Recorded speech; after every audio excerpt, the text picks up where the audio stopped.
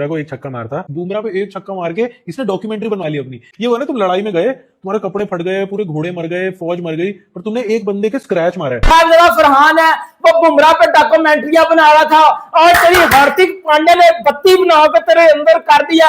वो गो गो गो इनके सिंगाड़े बिकवा दिए मैं, जो जीत का मार्जिन है 114 पे ऑल आउट, एस्थेटिक के 114 बना दिए मोर। हाथ में चूड़ियां पहनो और पूरा श्रीलंका घूमो, होटल जाने की बजाय चूड़ियां पहन के पूरा श्रीलंका तुम लोग घूमो।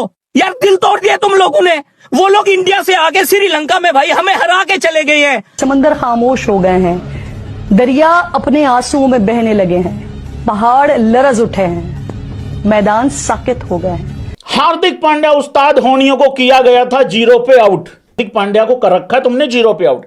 ये तुमने कर ली गलती, क्योंकि अब ये किसी ना किसी का लेके जाएगा, हिसाब किताब उसका खत्म करके जाएगा। सूर्य कुमार यादव के पांव धो के पिए तो आप 100 के भी काबिल नहीं थे। आपकी क्रिकेट का जनाजा इतनी धूम से निकल रहा है। चौथा मैच ये थोड़े से अरसे के अंदर भारत से फिर से हार गए हैं, ठीक है, चौथा मैच, और इस दफा तो बुरे तरीके से हारे हैं और अवाम के सेंटिमेंट्स हर्ट होते हैं। यार इंडिया के आगे ना हो आंखें उठाया करो, इंडिया के आगे कुछ ना बोला करो, वो आपके बाप है। उन्होंने आपको हर दफा हर जगह पे बताया है कि इंडिया पाकिस्तान का बाप है।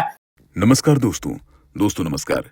क्रिकेट में कभी कभी स्टोरी इतनी फिल्मी हो जाती है कि लगता है कि स्क्रिप्ट किसी डायरेक्टर ने लिखी है। पाकिस्तान के क्रिकेटर साहिबजादा फरहान ने एशिया कप में बर्मा के खिलाफ 2 छक्के मारे और उसके बाद उन पर लगभग डॉक्यूमेंट्री टाइप हाइप बना दी गई। Slow motion shots, background music, full hero वाली एंट्री। उस वक्त फैंस को सच में लगा कि शायद एक नया सुपरस्टार आ गया है। लेकिन फिर आया वर्ल्ड कप का रियल स्टेज और पहले ही ओवर में हार्दिक पांड्या ने उन्हें 0 पर आउट कर दिया। सबसे ठंडा मोमेंट क्या था? हार्दिक ने विकेट लेने के बाद पीछे मुड़कर देखा तक नहीं, जैसे उन्हें पहले से पता हो रिजल्ट क्या होने वाला है। यही क्रिकेट का असली डिफरेंस समझ आता है दोस्तों। एक तरफ सिनेमैटिक हाइप और दूसरी तरफ स्कोर कार्ड की रियलिटी। रील्स टेम्पररी होती है पर परफॉर्मेंस परमानेंट होती है। इंटरनेशनल लेवल पर नाम नहीं, हर बॉल पर दिया गया रिजल्ट बोलता है। ट्रेलर चाहे कितना भी स्टाइलिश हो, पिक्चर हिट तभी होती है जब रन स्कोर बोर्ड पर दिखे। आप फिर एक्सपोज हो जाते हो बड़ी टीमों के अगेंस्ट। और शाहीन शाह अफरीदी ने किया क्या इंडिया के अगेंस्ट? आज तक मुझे शाहीन अफरीदी की कोई परफॉर्मेंस बताएं 2021 को छोड़ के अगेंस्ट इंडिया, एक भी मुझे बता दें।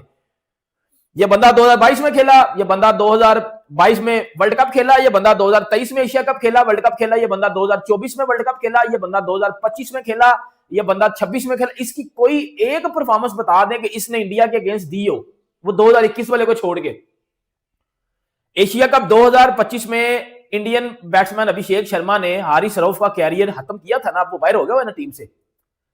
अब ईशान किशन ने और शिवम दुबे ने नीचे से आके शाहीन अफरीदी का कैरियर खत्म कर दिया। अब शाहीन अफरीदी साहब भी बाहर हो जाएंगे टीम से, अब बाहर हो जाएगा। मैं पक्का जेन्युइन बता रहा हूं आपको, पक्का जेन्युइन बता रहा हूं। और वसीम अकरम ने तो क्लियरली भजन कमेंट्री में बैठ के बोला है, तो पाकिस्तान टीम को इंडिया से सीखना चाहिए। पाकिस्तान टीम को इंडिया से सीखना चाहिए कि किस तरह बड़ी स्टेजेस पे आके परफॉर्म किया जाता है, किस तरह बड़ी स्टेजेस पे आके डिलीवर किया जाता है। और शुएब अख्तर ने तो और बोला, शुएब अख्तर ने बोला कि भाई जब आप प्लेयर्स के माइंड में ये चीजें डाल रहे हो मैच से 1 हफ्ता पहले, जी मैच तो बाइकआउट है, हम तो खेलेंगे नहीं इंडिया के अगेंस्ट, इंडिया के अगेंस्ट हमें तो खेलने का शौक ही नहीं है, हम तो बाइकआउट करके बैठे हुए हैं। मैच से एक दिन पहले डिनर हो रहे हैं जी, रात को पता नहीं कौन सी चीजें इनको बताई जा रही हैं, कौन से मकसद बताए जा रहे हैं इनको। मकसद घंटा इन्होंने बताना, मैच वाले दिन इनकी फट जाती है, समझ नहीं आती इन्होंने क्या करना है। 3 दिन से ये जलील हो रहे थे, प्रैक्टिस कर रहे थे, बाबर जी छक्कों की प्रैक्टिस कर रहा है, बाबर ये कर रहा है, बाबर मेरे आले पे चढ़ गए आगे। बाबर आजम ने करना क्या होता है? बाबर आजम ने 2 बालें खेलनी होती हैं सिर्फ। बाबर आजम का मसला क्या है? बाबर आजम से छक्का लगता ही नहीं है प्रैक्टिस में। जो मर्जी कर ले भाई, मैच में तो नहीं ना कर पा रहा तू। आज सारी चीजें ही गलत हुई हैं और सबसे बड़ी चीज जो हुई है ना कि आप बच्चों की तरह हारे।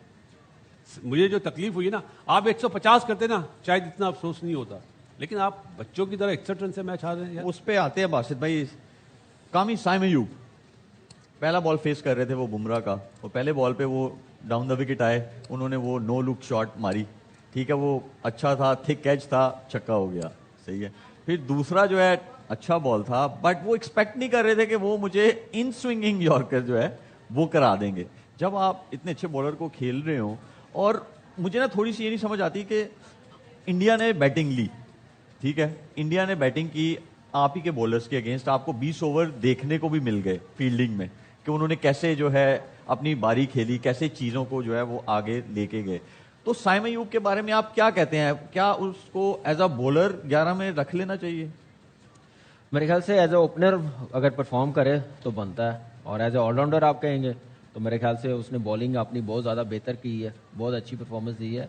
लेकिन जो आपने बात की ना, बॉल बुमराह ने वो 9 लुक शॉट खेला, थिक कैच लगा तो छक्का हो गया, वो बुमराह हमारे बॉलर नहीं है कि फिर वहीं पे करेंगे। उसको पता है कि 2-3 बार ये साइम इस ऐसी बॉल पे आउट हुआ है श्रीलंका के खिलाफ भी, हमारे होम सीरीज में भी, तो उसने पूरा चांस लिया। देखिए ये तो क्लैरिटी है, ये तो पता चलता है कि अपने सेल्फ बिलीव है, चांस लिया, उससे डरा नहीं है कि मुझे चक्कर लग गया, मैं यॉर्कर करने जा रहा हूँ, मुझे फिर ना ड्राइव लग जाए, यॉर्कर ना लगा, तो उसी में वो कामयाब हो गया। तो मैच विनर है, बड़ा बॉलर है, मॉडर्न डे में नंबर 1 बॉलर है, चाहे वो टेस्ट मैच हो, चाहे वनडे हो, T20 हो।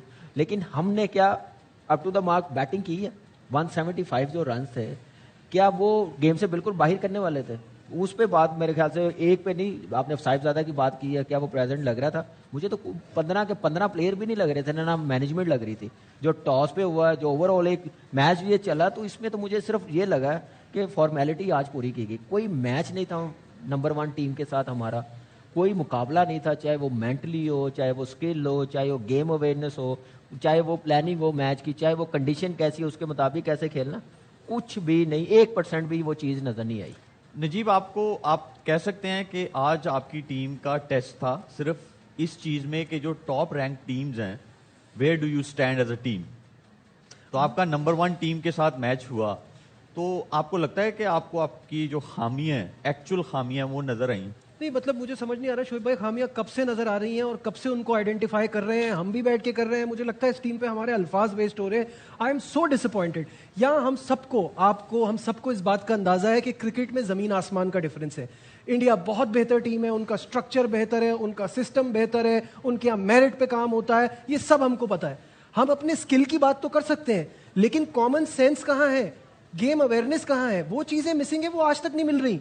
मुझे ये बताइए ना, ये टॉस वाली बात यहाँ बैठ के हमने उसी वक्त, क्योंकि हम ये जानते हैं, समझते हैं, हमारी शक्लों से पता चल रहा था कि हम वी हैव गिवन अप, हमने उसी वक्त कह दिया था भाई ये फैसला कर लिया, अब तो हम बहुत ही कोई रेयर चांस होगा कि जीतेंगे। आपसे प्रेशर हैंडल नहीं होता तो आप बैटिंग दे कैसे सकते हो? आप कैसे बैटिंग दे रहे हो एक ऐसी टीम को जिसने आपको, ये तो बहुत रन बन गए, वो 160 पे आप आउट थे, बाहर थे, क्योंकि आपके पास इस तरह के बल्लेबाज हैं। किसी एक पे क्या बात करूं मैं, किस पे बात करूं? साहबजादा फरहान पे बात करूं? बना ले जाके अब डॉक्यूमेंट्रियां।